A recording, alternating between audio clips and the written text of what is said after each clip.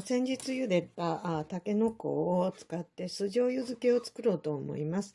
で、たけのこは 300g ありますけども、これを一口大の乱切りにします。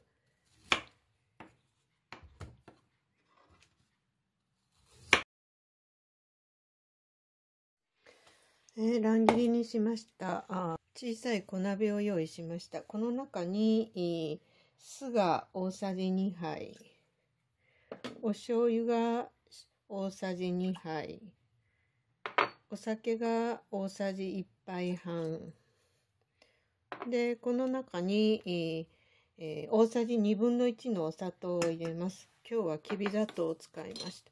で、これに、唐辛子1個を使いますけども、先に、これで軽く沸騰させます。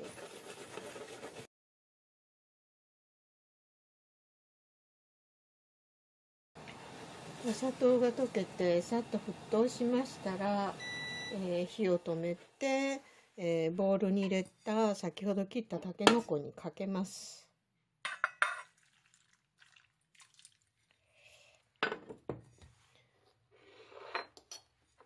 で、この中に、唐辛子も一緒に入れて混ぜ合わせ、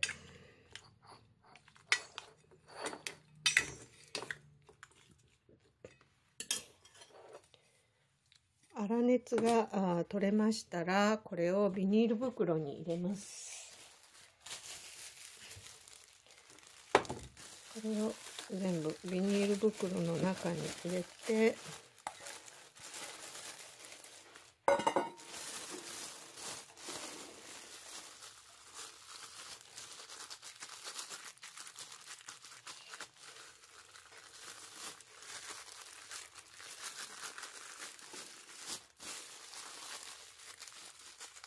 軽く縛って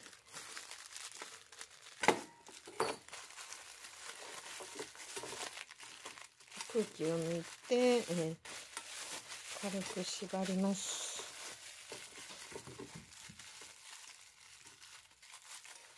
して、これをボウルにお水とかを入れて軽い重しをして、これで、1日置きます。